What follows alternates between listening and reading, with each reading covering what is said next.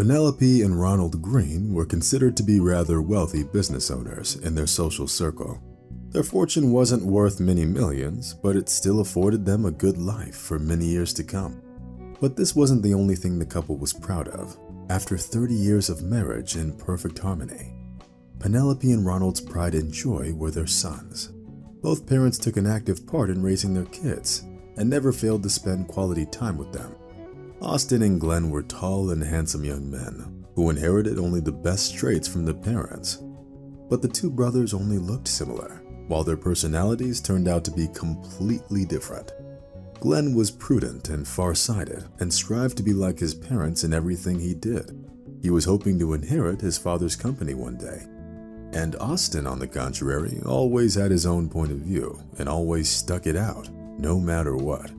This was precisely the reason why 2 years earlier, Glenn married the woman his parents had picked out for him. The reason behind Glenn's somewhat unusual approach to marriage was the fact that his fiancée grew up in a wealthy family, and getting married to her would significantly strengthen his father's business. To the Green couple's great disappointment, Austin flat out refused to follow his older brother's example and decided not to go against his convictions. To make things worse, 2 days earlier, their son announced that he intended to marry a woman from an ordinary family. And so, Austin invited the parents from both families to a dinner at a restaurant to introduce them to each other.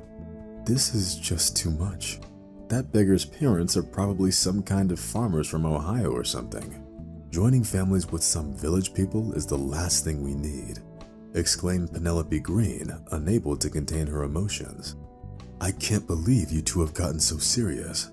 I didn't expect my own son to stab me in the back like that. That white trash family probably just wants to get their hands on my company shares, mumbled Mr. Green, furrowing his brow.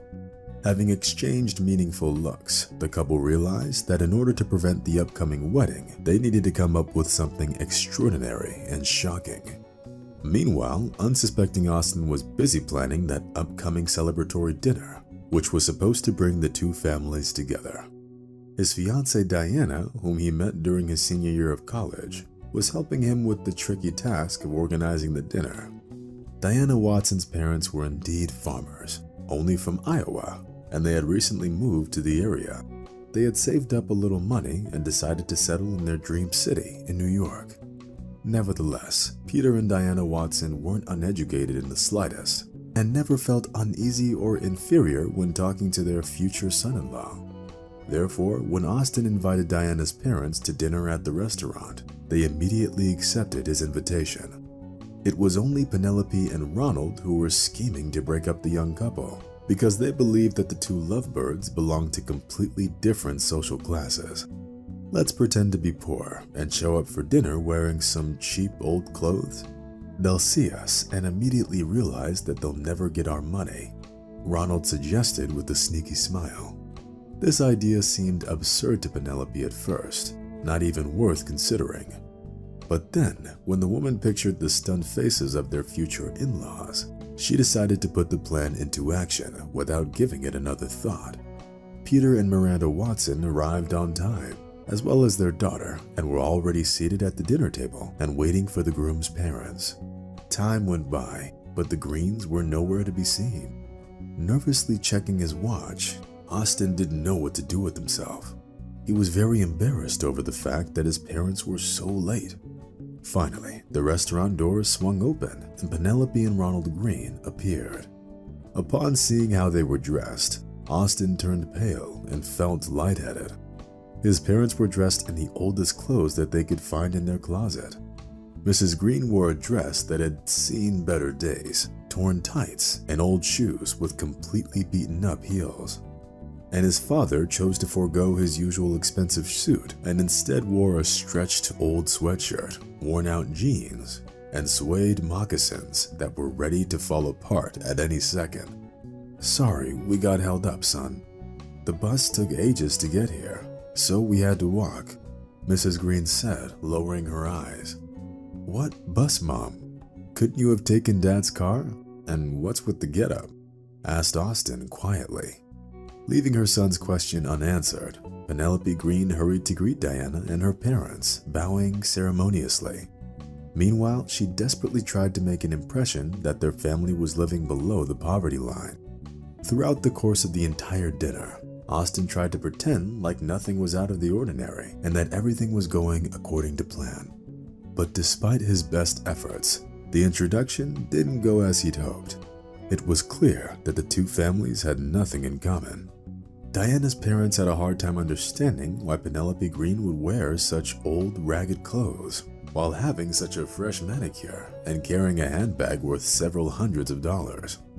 However, Peter and Miranda quickly figured out this whole performance was meant to trick them, but they didn't want to ruin the relationship with their future in-laws. So they chose to treat Austin's parents with understanding and calmness, and that was definitely worth of respect. And Austin was in for a long and unpleasant conversation back home. Listen to what I'm saying, son. Don't do anything stupid. If you continue to date this beggar, your father and I will be forced to give the company to your brother. You know he won't pass up that chance and will do what's right with it, said Penelope Green in a tone that implied that she wouldn't tolerate any objections. But her son's response put her in deep shock. I don't need a company that I would be getting at a price like that. I love Diana, and I won't trade her for anything in this world, exclaimed Austin, who felt insulted and was getting enraged. The young man packed up his bag and, having slammed the door behind him, went to stay with his fiancée, who was renting a small house on the outskirts of the city. At that moment, Penelope Green regretted her actions for the first time in her life, but there was no undoing them. Despite the fact that the father did hand the company over to Glenn, Austin and Diana still went through with the wedding. Sure, it wasn't some big and elaborate celebration. It was held at a cozy restaurant on the corner of Park Street. The only guests that didn't show up were Austin's parents. Having ignored their invitation, they simply chose not to attend their son's wedding, which was yet another blow to his pride. 3 years flew by, during which Diana and Austin got a mortgage to buy a small house in one of the most picturesque places in the city. Meanwhile, the newlyweds virtually didn't speak to Austin's parents and preferred to spend their weekends visiting the Watson couple. Patrick and Miranda were always happy to see their son-in-law, regardless of the fact that he didn't have any of his parents' money. By then, Austin was already working as a senior manager at a very reputable company. He successfully provided for his family and got to rely solely on himself. Meanwhile, he held no grudge against his parents, who at the fault of their own pride left their son with no inheritance.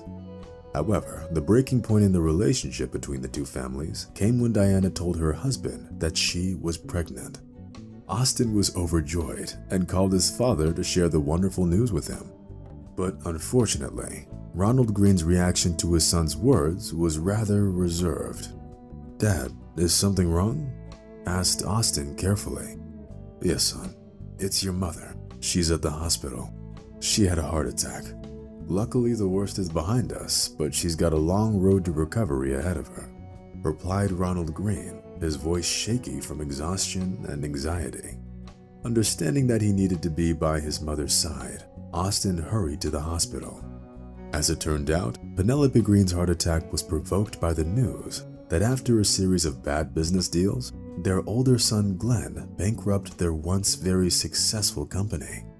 This only meant one thing now.